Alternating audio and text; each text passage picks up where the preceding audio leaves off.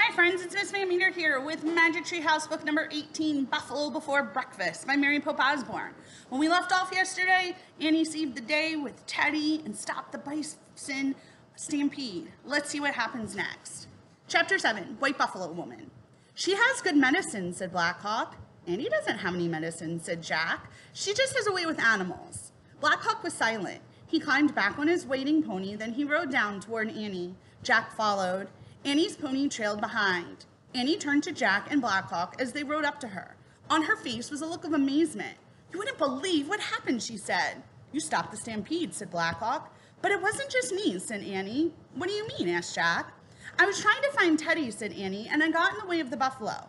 I couldn't escape, so I held up my hands and shouted, stop! Then out of nowhere, a beautiful lady in a white leather dress came to help me.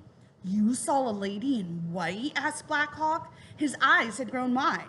Yes, said Annie. She held up her hands and the buffalo stopped running. Then she disappeared. Where's Teddy? Said Jack. Annie gasped.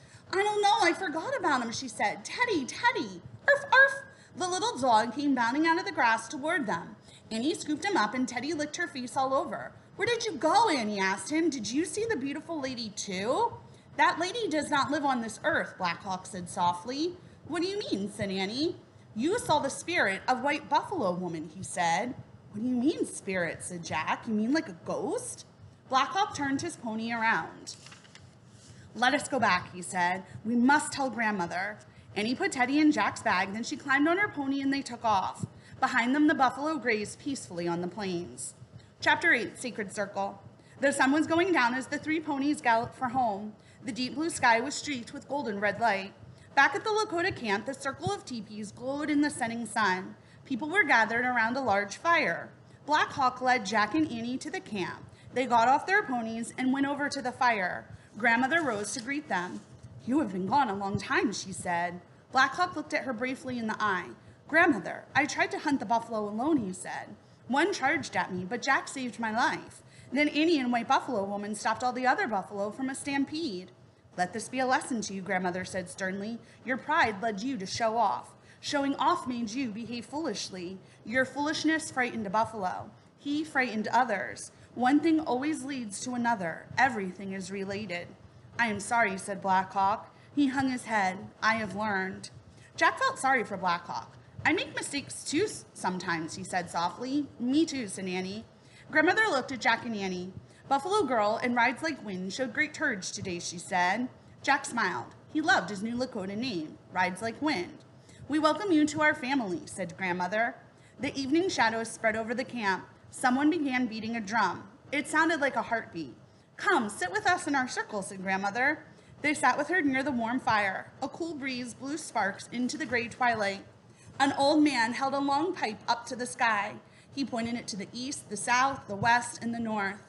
Then he passed the pipe to the next man in the circle. The man put the pipe to his lips and blew smoke into the golden firelight. Then he passed it on. The smoke from the sacred pipe joins all things to the Great Spirit, Grandmother said to Jack and Annie. The Great Spirit, asked Annie. The Great Spirit is the cause of things in the secret circle of life, said Grandmother. It is the source of all spirits. What spirits? Asked Jack.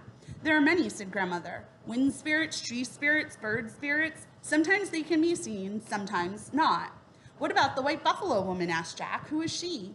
She is a messenger of the Great Spirit, said Grandmother. He sent her when the people were starving. She brought the sacred pipe so that our prayers could rise to the Great Spirit. He answers by sending us the buffalo. Why do you think White Buffalo Woman came to me? Asked Annie. Sometimes courage can summon help from the beyond, Grandmother said. She pulled a brown and white feather from a small buckskin bag. She put the feather on the ground in front of Jack and Annie. This is a gift for you, she said. An eagle's feather for your courage.